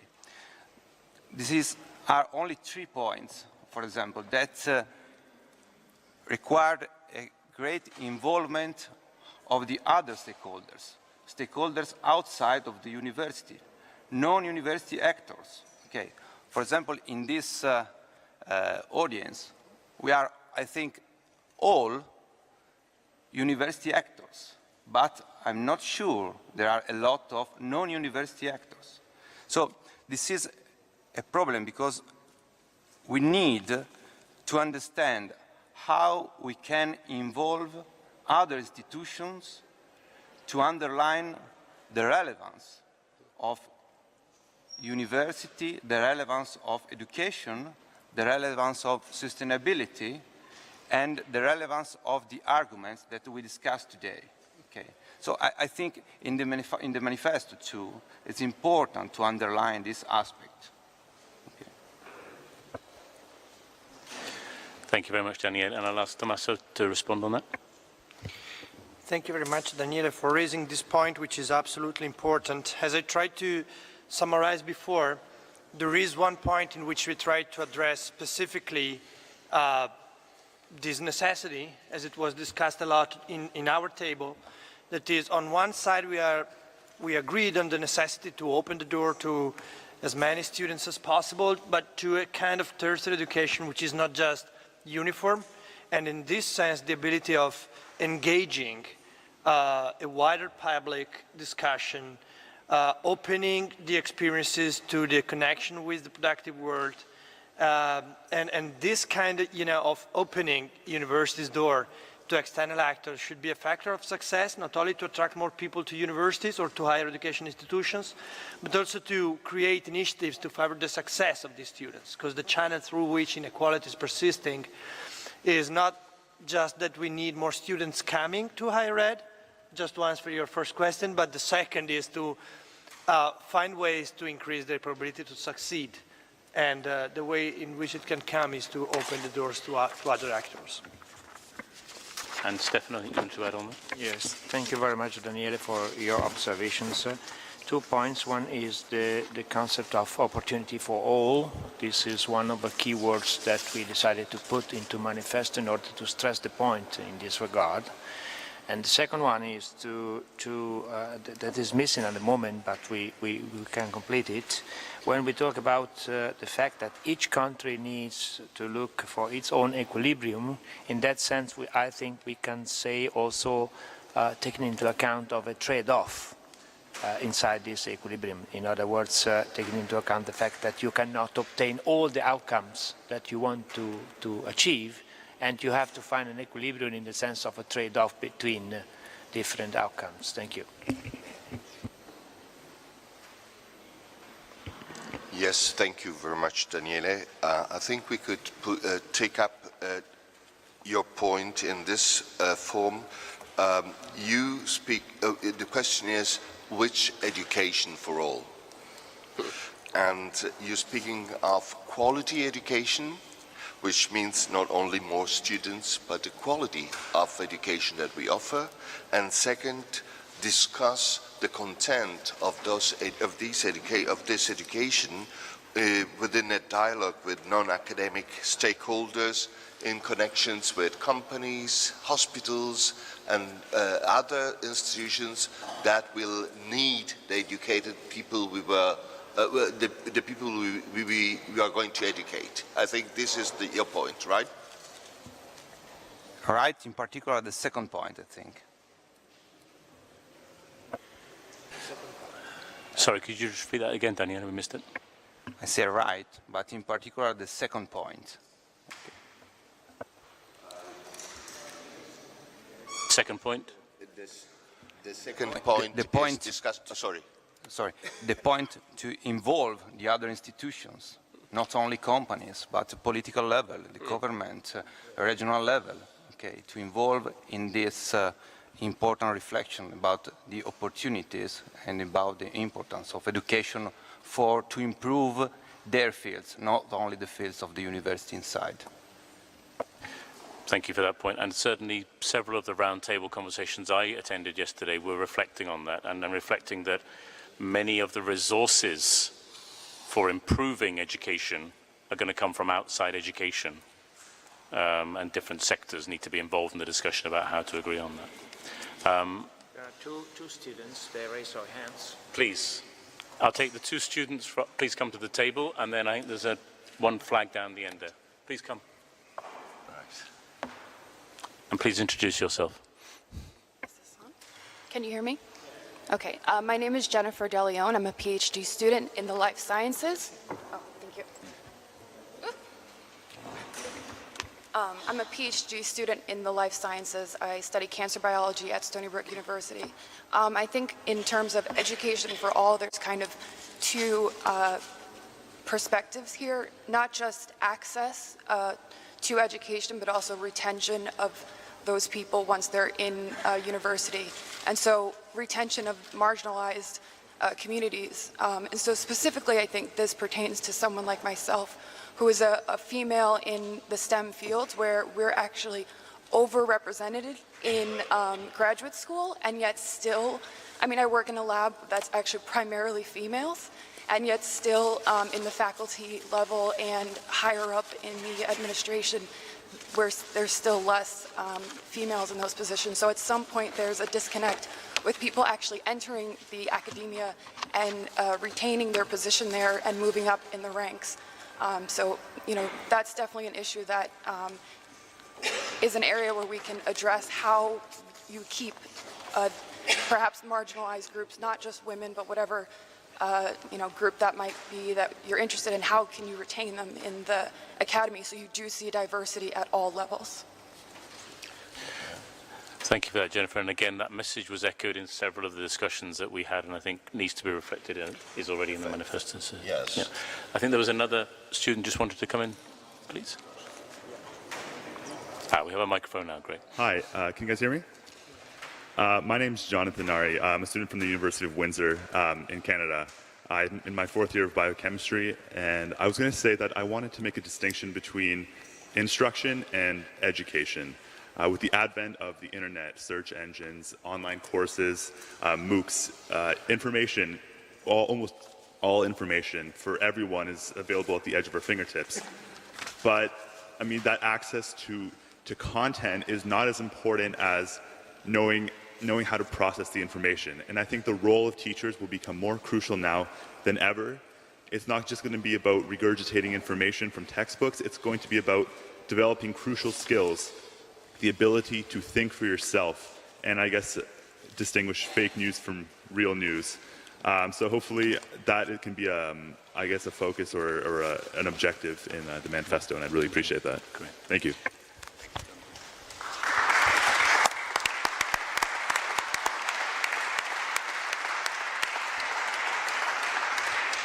So I now have 4 flags around the table. I think there's one down the bottom that's been up for some time, and then I'll take these 3 on the side here. Please introduce yourself when you speak. Buongiorno. Buongiorno, non si sente. Can you hear me?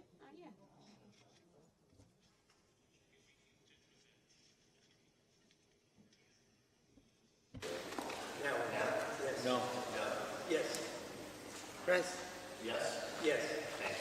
So the Sam's the only president. Spain, yeah.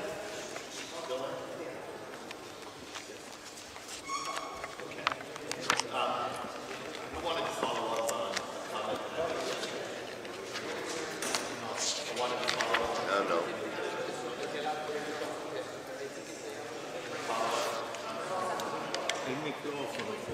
Could we just have some assistance for No.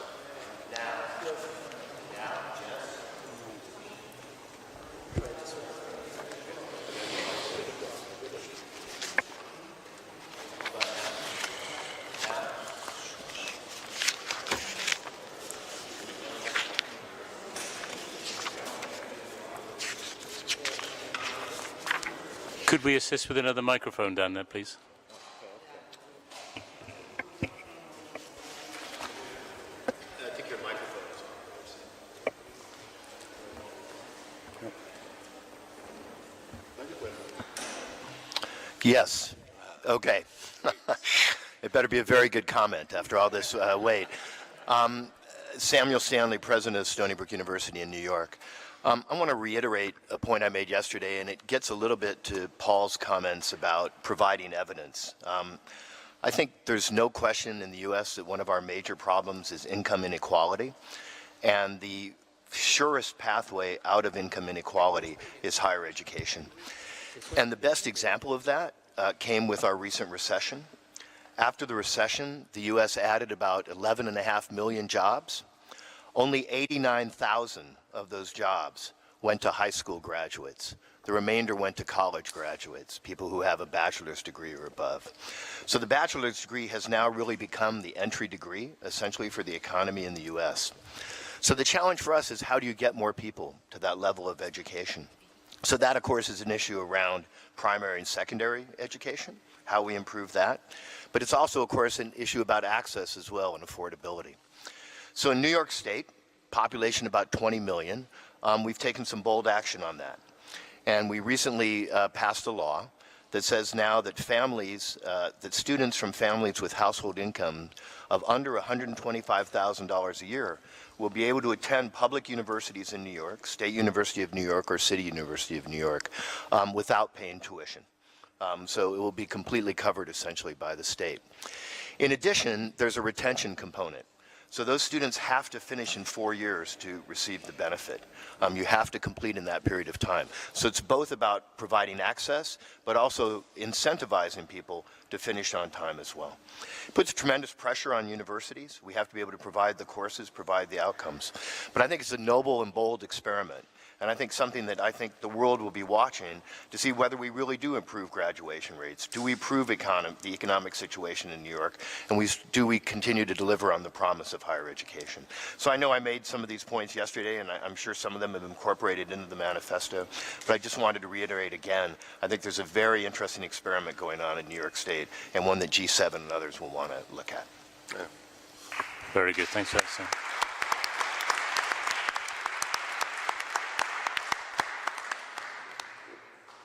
Thank you for that intervention, Sam. Please. A short comment on the consideration of Daniele about the necessity of integration of policies, because I think that at state level, but also considering the global level, it's very important that the policy for the higher education is combined with a policy for the job market, for example, because we have a problem of salary, of organization of the job, and also we need to have a combination of higher education policy with, for example, the industrial development policy. And I think that this key issue of the integration of the policies at the level of the state is very, very important, because a lot of action that we perform are strongly influenced by the context, and without, for example, a good policy in the job market, probably there is no possibility for the people to use the education to promote the quality of life, and I think this is critical. Thank you for that.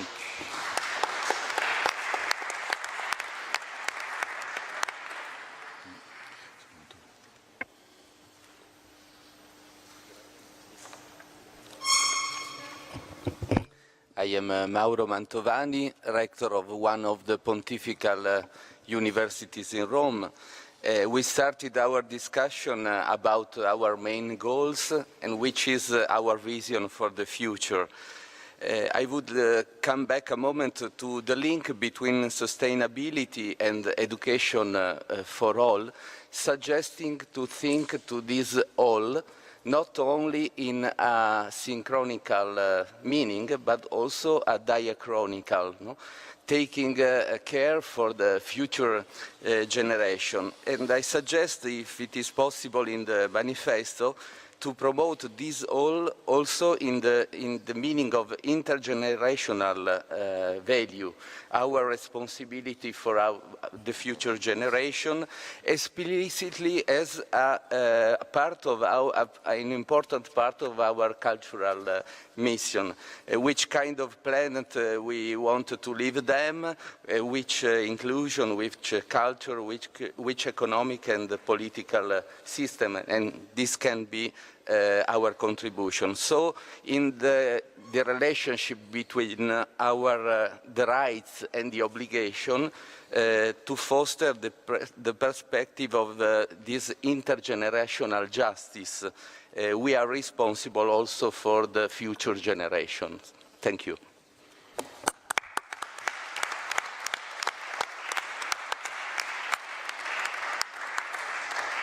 Thank you very much for that intervention, and I think it is very consistent with the language and the thinking of the Sustainable Development Goals that this isn't about just this generation, but future generations. So thank you for that one, Claudia. I have one more flag on the table and then a few hands in the audience. So let me take the flag on the table first. Thank you. Okay, is this working? Yeah.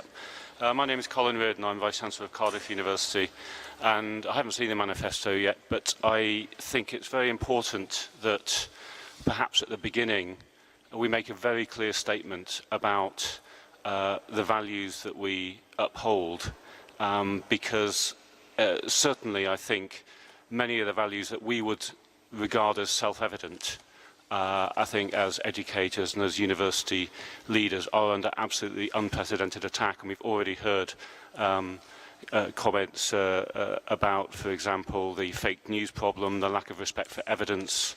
I think we can add to that the importance of free speech and freedom of inquiry, the ability to conduct debate in a courteous and sensible, whilst nevertheless rigorous and fact-based way. These are things that we regard as absolutely straightforward, but actually from all kinds of quarters, and I don't just mean the obvious one, are under attack. There are questions around democracy and other issues as well, which I think we should make a very clear statement about. We might think they're self-evident. It's not clear to me that that is necessarily a universally held view. Thank you.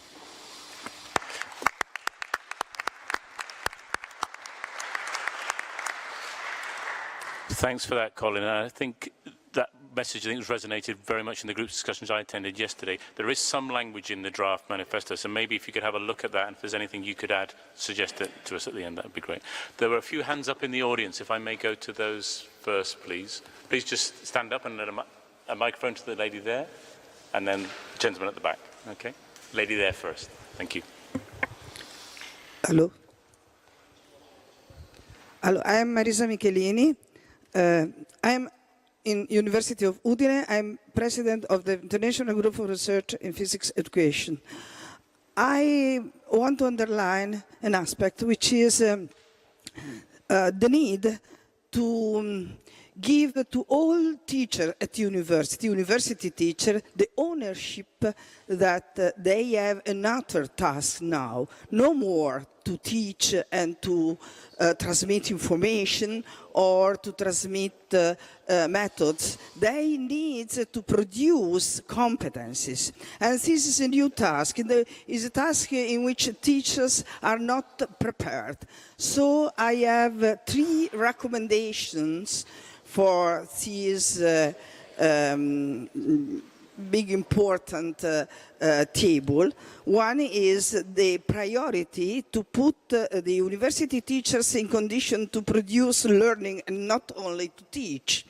The second one is to produce a supporting team or structure or what the university strategies believe is useful to be able to put university teachers in conditions to develop different kinds of instruments and methods and to use them for promoted learning and to produce good learning outcomes in continuity with school and with teachers in secondary school. The last point, which is already underlined by you, is teacher education is not yet considered as an important task by university in all Europe and also in Italy. So I ask to underline this point and to ask effort in the university strategies for producing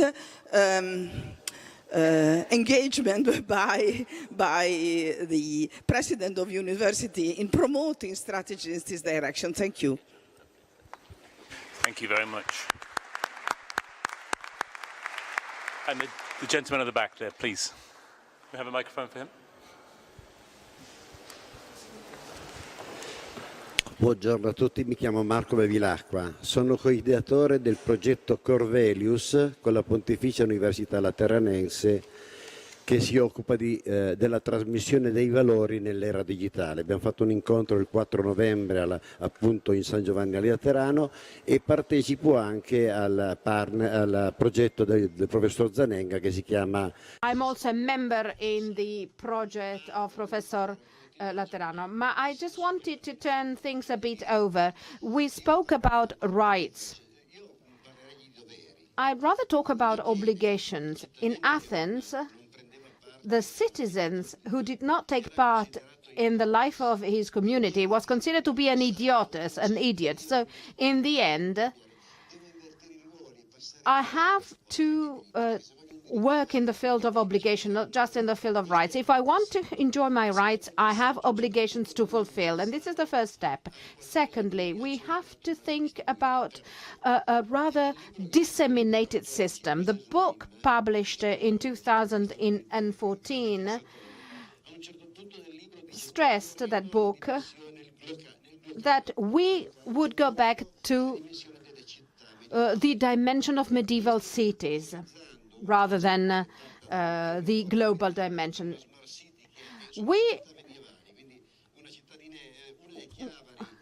We have two cities involved. We have two smart cities. One is Chiavari and the other is Tigullio. And we developed systemic maps with the help of Professor Masiero, and we are thinking about a very pragmatic way to submit these maps. And this is an example. It's a circular society, the digital economy. We have to build a smart community. That's the first map, and I'll show you the second one very rapidly, because the mission is to bring these maps into secondary education, into high school, so that boys, in a very holistic way, can view their own territory. And this is a very systemic view that they have. And then they have to make projects for the local communities, for the local territory, involving their own families. But the students take part in developing their own territory. So this is a very pragmatic way on how to involve all citizens in what their obligations are. And thank you for the translator for picking that up very quickly. We have about 5 minutes left for the discussion. I want to just check there's anybody else around the table first of all, and then one more from the audience. Sir. Do you hear me? I apologize for my poor English, and perhaps I will repeat some things very interesting that I heard this morning from by anybody of you, Livon and the Canadian representative. But I think we should stress our goals and our responsibility for all. Before all means to speak with other cultures. And I should like, in our manifesto, we will speak about dialogue between cultures, because we need to care also our civic function as educational community.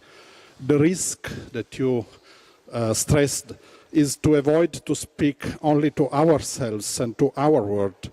we need to stress our values, opening our discussion to our different languages and cultures, especially of poor countries, to people who hasn't access to our education. And we have a great responsibility to understand a world who changes. So dialogue among cultures means to avoid, or at least to contain and to prevent radicalism. And we have a great opportunity for all, is considering social and economical difficulties to help to solve them. Thank you.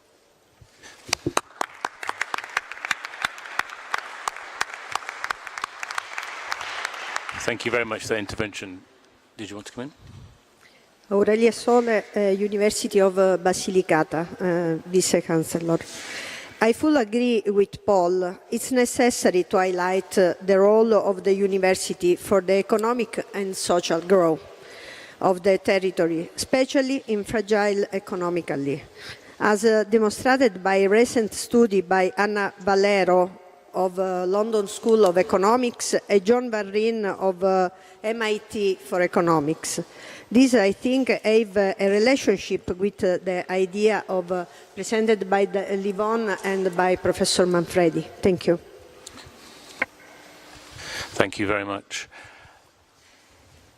One more intervention from the team, and then I'll ask Fabio to sum up for us. Thank you. So, well, I'm Gabriele Marconi, so I will bring the perspective of the OECD, my organization, to the table.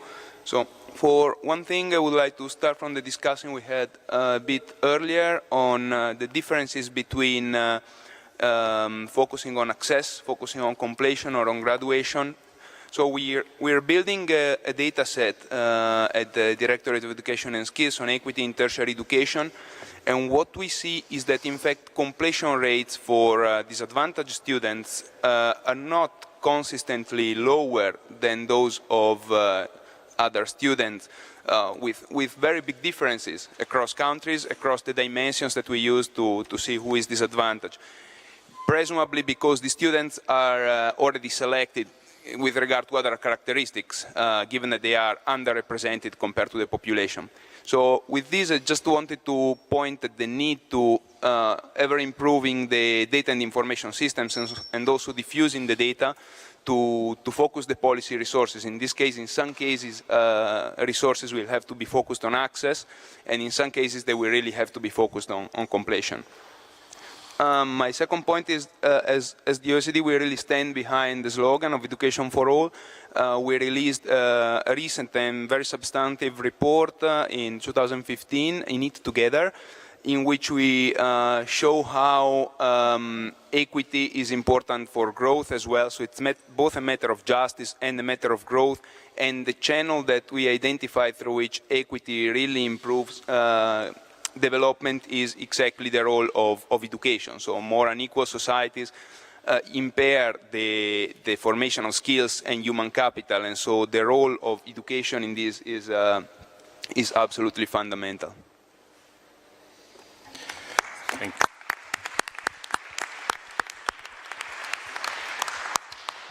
Thank you, Gabriele, for that intervention, and thank you to everybody for some very focused and clear comments and suggestions. The challenge, as always, in a manifesto and a communique is to try and get the main points presented in a concise way that's really going to have an impact. We have several experts in that matter, so Fabio, would you like to attempt to sum up maybe the main additional points that you're hearing coming from this discussion? Thank you very much. Yes, additional, I mean, a lot of what have been said as connection or reinforced messages which are already in the manifesto or in the sketch of the manifesto as we have it. But I see 3 points. I try to summarize in 3 points the contribution that has been brought to this table, and in my opinion are not sufficiently stressed in the manifesto as it is. I think they revolve around the education for all watchword. First, there has been a question of who are these all that we mention in the watchword.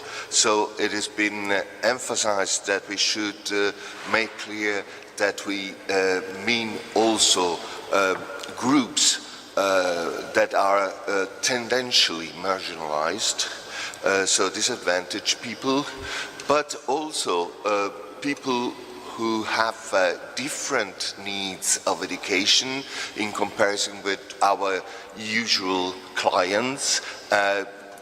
Somebody has suggested the point of aging people, offering degrees or programs that are tailored for this kind of audience. Second point, education. And education, which education? I would split the issue in two. There has been an emphasis on the necessity of teaching the teachers and especially when issues of global citizenship and sustainability are at stake.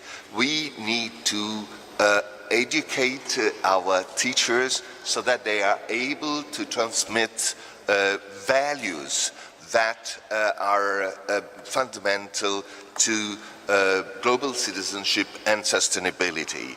So their values, the issue of values has been raised, and we will try to phrase it in a way that captures all the basic founding values that we as university may contribute to society. I think it is very important what our one of the students said, that today is very important for the very important role of the teachers is to provide a way of looking at the wealth of information that we have. We have a lot of information, but how do we give order to all this information, structure all this information? So we need to teach teachers on how to teach global issues, sustainability, and so on, referring to these values. Speaking of this, I think one very important point is that we do not want to produce we want to have education for all, but one value which has been stressed is that we don't want to consider education as a sort of way of reproducing elitism. You've been saying we don't want an obsession on elitism. If we should rank university, we would like to see a university ranking that ranks university according to their ability to answer societal challenges, to help solve societal challenges. And there I come to the content of education that has been suggested to consider much more closer, and one point that was raised is that we should shape the content of education in universities in a dialogue with non-academic stakeholders, in connection with companies, hospitals, institutions that need the educated people in order to perform better their social tasks. I forgot to say that among the values that we should stress, there's been underlined the importance of the intergenerational responsibility. This is a value like a commitment to scientific method and free discussion in order to respond to the tendency of alternative facts or post-truth attitude. I think this goes together with the values that we should be able to transmit. So I summarize: one, who are the all we refer to, and the second, values that we have to transmit as teachers, and so teaching the teachers to educate people to sustainability and global citizenship. Third, shape the content of what we transmit in a continuous dialogue with non-academic stakeholders. Very much. Thank you very much, Fabio, for summarizing that discussion so well and capturing so many of the points. Thank you.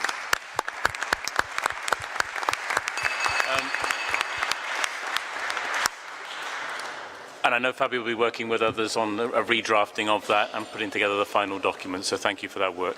We've gone 2 minutes over time, my apologies.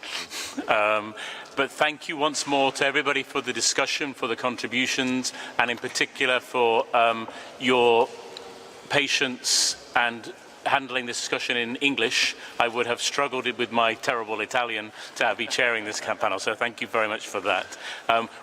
We have a group photo to be taken now, so if you wouldn't mind, before going for coffee, we all assemble around the stage and there will be an institutional photo taken. Thank you very much, everybody. Enjoy the rest of the day. Well done. Well done.